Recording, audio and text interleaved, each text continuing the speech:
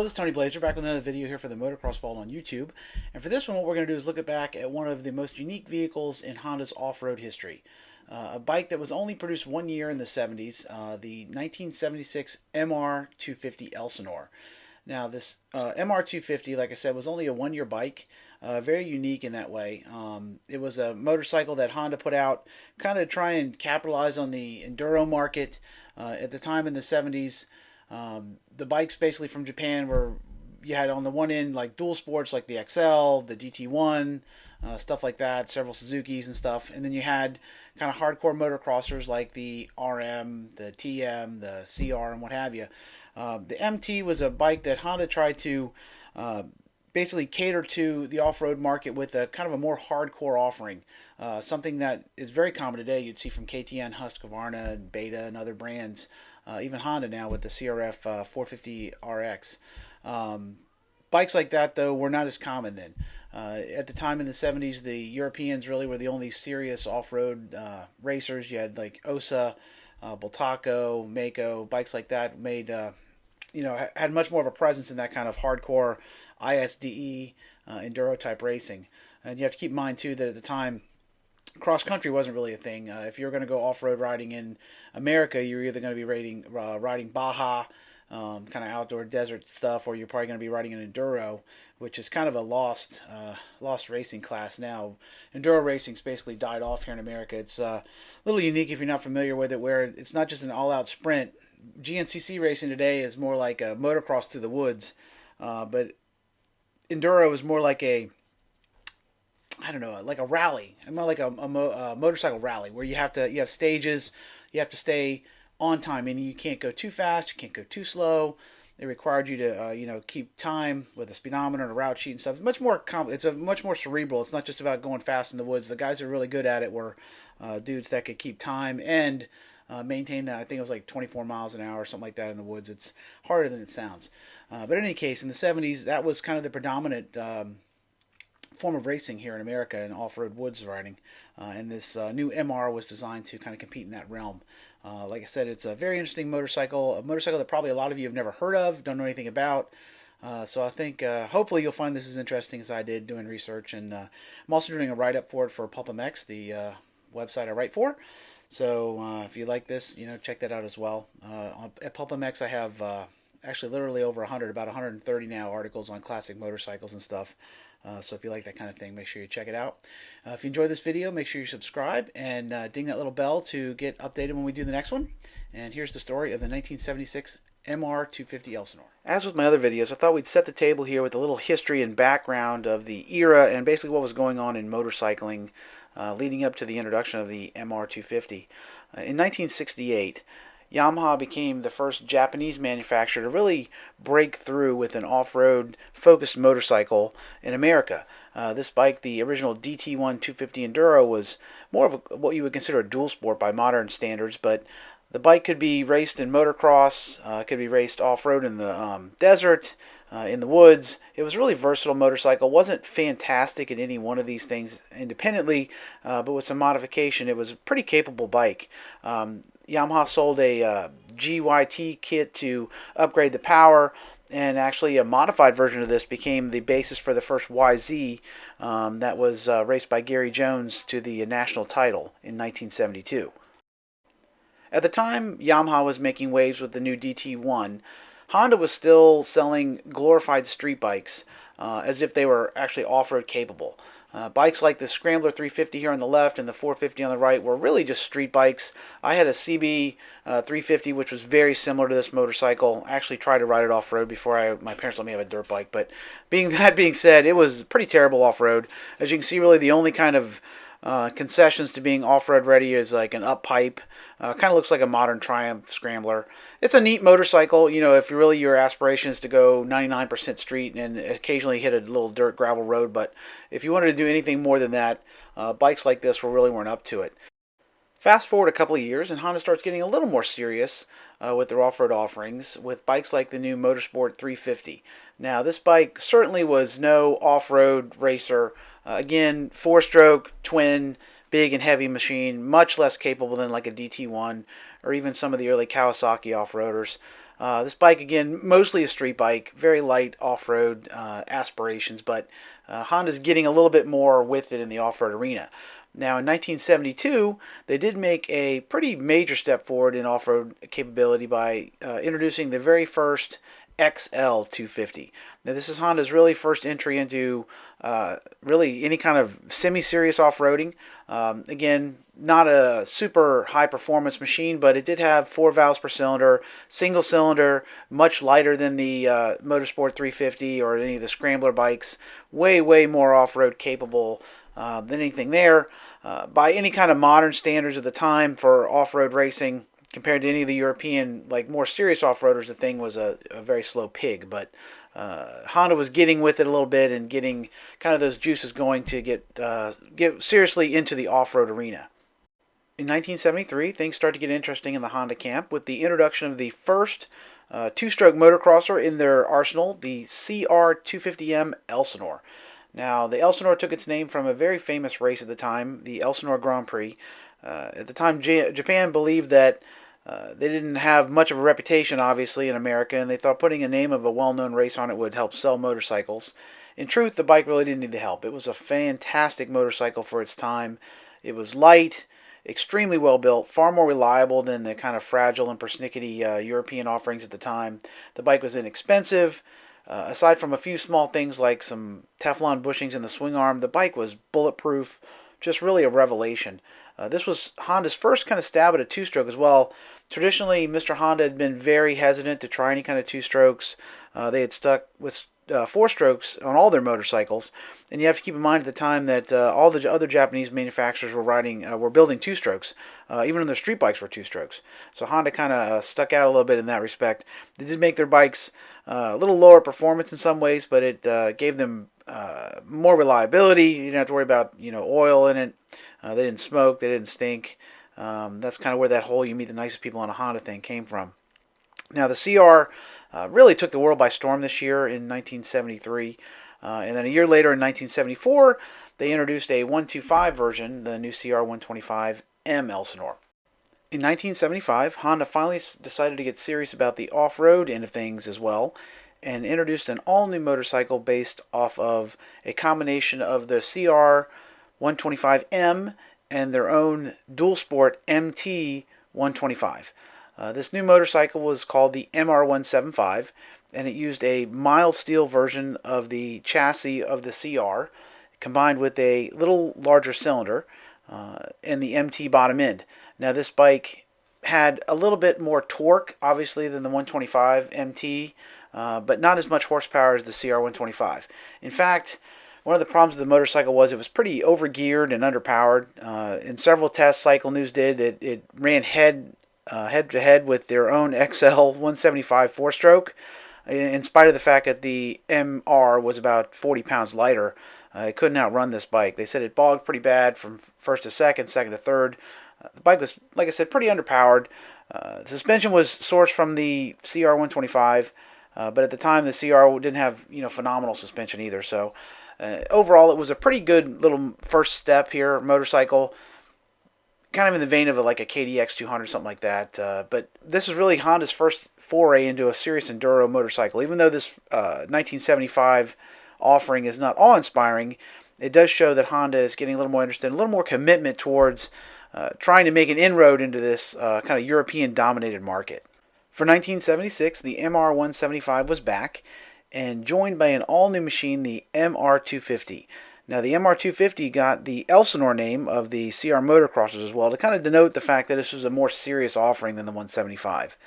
This new motorcycle shared very much the same kind of similar spirit of the 175 in that it used a lot of the CR parts. This was, kind of the same thing you'd see today with, a modern KTM, Husqvarna, serious off-road machines that share most of the motocross underpinnings. I've had a couple of the KTM XCs over the years, and I really enjoyed them. It's a great idea to have, motocross performance with a little easier power band to manage and suspension suited more for off-road riding. Now, this was, again, a very novel concept. As I said earlier, before this, Honda had really been focusing more on like dual sports in terms of the off-roading. The 175 was kind of their first foray, and this 250 kind of showed a shift in focus here to something a little more serious. And if you think about now how popular bikes like this are in terms of the the YZX, and then Honda's offering, it really is kind of a bike that's before its time. Now this original MR used a CR sourced in terms of design frame. The frame shared the same dimensions and geometry with the CR250M Elsinore, the 1975 one actually, because 76 did get some pretty significant updates. But the 75 CR250 and the new MR250 shared the same dimensions, but in the case of the CR, the frame was made out of chromoly steel. On the MR, it was made of a mild steel. Now the difference is the mild steel is much heavier. Chromoly is much lighter and much stronger.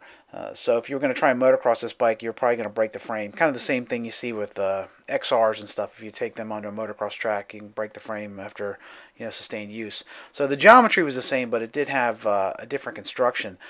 The motor on the new MR250 Elsinore was based largely on this previous year's CR250M Elsinore motor. The motocrosser and the new enduro machine shared the same exterior dimensions. In fact, outside the motor, they looked identical. Internally, the displacement was the same at 248 cc's, and the bore and stroke remained identical at 70 by 64.4 millimeters. Now, the MR motor did have a lower compression ratio. The CR had a 7.2 to 1, while the MR used a 6.9 to 1. Now, the engine did have some different porting inside. That was to give the motor a more smooth and wide power band. Neither of these engines had reed valves in. This was a straight piston port engine, which was common in the early days of two-stroke design. Yamaha was one of the first pioneers to add a reed valve to their intake, and Honda did not have that until I believe 1978, if I remember correctly. Now this MR had, like I said, a little different porting. They changed the exhaust port around, changed some of the transfers to give the motor a smoother delivery and more low-end torque. The CR was kind of a light switch by modern standards. There wasn't a lot of power outside when it was on the pipe, and they wanted to have a smoother delivery with the MR. Now, in order to do that, they also have a much larger exhaust. You can see here this kind of a boat anchor exhaust, weighed over 5 pounds, and really neutered the power on the MR versus the CR. The MR had about 6 horsepower less than the CR the same year, and it made a pretty big difference on the trail. The engine would idle way down, much torqueier than a CR. You could kind of plonk along the trail, and the bike didn't load up. It didn't do anything funny down low. Like a CR would really not be happy with that kind of behavior. But the MR could be lugged around like a proper enduro bike. On top end, it had way less power, but it did have pretty decent power. It put out a little over 22 horsepower, which by modern standards was probably less than a modern 85 motocrosser would put out. But in 1976, it wasn't bad. A CR put out about 27 at the time. So this bike was not a powerhouse by any means. But the engine did have a nice, pleasant power delivery, which is what you wanted in an enduro bike. It wasn't meant to be a motocross machine. If you're going to ride it in the woods, you wouldn't want it to rip your arms out of your sockets. You want it to have, it'd be hard to stall, have a nice, smooth, controllable power delivery, and the MR did have that. On top end, it was good for about 8 miles per hour more than the CR. The transmission was a wide ratio design, had different gears than the CR. First gear was lower, fifth gear was taller. It was good for about 90 miles per hour on top, which is pretty impressive for a bike in 1976, a little two-stroke single. It had a much larger tank than the CR as well. The tank here is a 3.4 gallon design. Some of the magazines claim it was a little bit wide, but that gave the bike almost 100 miles of range on the trail, which is pretty darn good. The suspension on the MR was sourced directly from the 75 CR. That meant it had pretty, modern for the time suspension, but the problem was the 75 CR didn't have great suspension to begin with. Much like the year before in the MR, the CRs in this year are kind of they were kind of quickly falling behind the times in terms of suspension design. By 1976, Yamaha was already using their monoshock, and Suzuki had come out with their version of a long travel suspension, the True Track, on the RMs in 76, and this suspension was not of a long travel design. Unlike the laid down shocks on the Suzuki or the monoshock on the Yamaha, the MR250 used a pretty much straight up and down set of Showa shocks on the back here. They put out a pretty middling 5.4 inches of travel. They did not offer any kind of external adjustments for damping. You couldn't adjust anything as far as the compression or rebound. They were pretty much set at the factory. There were 3 positions for preload, very much like a set of street bike shocks would have been at the time. These shocks were pretty grim. They They were the exact same shocks found in the CR, but the MR weighed a little over 35 pounds more than a CR. So that kind of offset the difference in the damping and spring rate. Even on the CR, they were pretty much under damped, so when you added all that extra weight, it really got pretty bad. This bike in the rough was really pretty much a handful. The shocks bottomed out over anything that was even halfway decent sized. There was very little rebound control. They were basically like a set of pogo sticks. Pretty terrible. The bike, like I said, was a real handful in the rough with the stock suspension. The forks up front did have a little more, travel. They had 7.1 inches of travel. They were likewise the same exact units found on the CR, but with the added weight and the pretty subpar performance to begin with, they were pretty terrible as well. The bike, really the kind of the weak link in the MR's arsenal that year was the suspension. It was really terrible. If you wanted to go fast off-road, you're going to want to get the suspension done. The bike really just was a handful unless you got something done to it. Definitely not the best suspension available in 1976. As I said earlier, this bike was originally designed for enduro competition, and one of the requirements for that was a speedometer. You had to keep track of where you were on the trail to be able to kind of get an idea whether you were going too fast or too slow, and you also didn't want to miss a checkpoint. So this MR did come equipped with a standard speedometer and odometer, just like you would have found on a motocross, I'm sorry, on a dual sport machine. Now, in addition to that, it also had a headlight and taillight. The headlight was pretty cool in that it did feature a little built-in cover here to prevent stones from smashing it on the trail. Although, like I said, probably not as good as a modern polycarbonate one, but at the time that was definitely better than nothing. The MR did have a toolbox here. It was on the opposite side of the massive exhaust. Held a few little minor tools. Also had nice little features like these little booties that went on the levers, stuff like that. It was a lot of the switch gear was right off the CR. It did have a kill switch though that was a flip switch instead of a regular push button. A lot of people complained that they would prefer to have had something that was less like a street bike and more like a dirt bike in that respect. Overall, the 1976 MR250 turned out to be a pretty impressive first outing for Honda. This was the first 250 enduro bike from any Japanese manufacturer, actually. The first one to kind of try and compete with the Osas and KTM slash Pentons and the European powerhouses of the time, Husqvarnas and what have you. The bike was, for a Japanese brand, very serious. There wasn't a lot of foof on it. It was about 80% CR with just the minimum stuff needed to make it an enduro bike. If the CR had had better suspension, the MR would have had better suspension too. But unfortunately, neither one was very good in '75.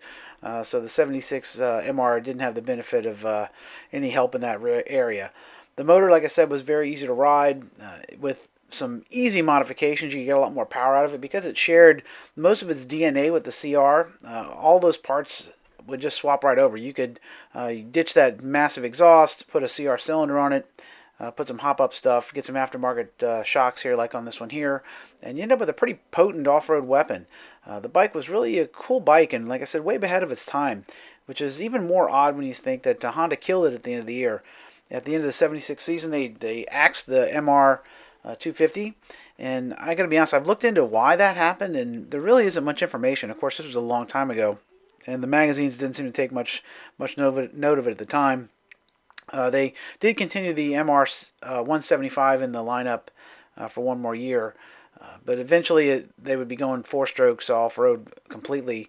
1979, they'd introduce the XR250, and that would really be the signaling of the changing of the guard for Honda off-road wise. They wouldn't again, actually after this, they never would offer a serious 250 two-stroke off-roader. In the 90s, you had some kind of aftermarket stuff, CREs and what have you, from European manufacturers who did some modifications to stock CRs, but they never did come out with like a CR that was based like an RMX or any of the other Japanese brands that took it a little more seriously. I would think the current CRF 450 RX is probably the closest thing to this that Honda's ever done. It really was a cool bike, kind of ahead of its time in a lot of ways, but one that for whatever reason was ill-fated. I guess that kind of makes it even more collectible. And probably, like I said, one of the reasons is one of the more obscure motorcycles Honda's produced in the '70s. If you like this sort of thing, make sure you subscribe to my channel, like I said, and ring the bell when we do some more of them. I do post pictures and kind of cool stuff like this on Twitter all the time, so if you want to follow me on Twitter or Instagram, the address is @TonyBlazer. That's TonyBlazier. And like I said, that's on Instagram and Twitter. Or you can drop me a line if you want at the motocrossvault@gmail.com, or leave a comment below. Like I said, I have over 100 of these done at Pulp MX in terms of write-ups, and I'm happy to do some more video ones if you guys continue to enjoy these. So let me know, drop me a line, and until we meet again, keep the rubber side down. Blaze out.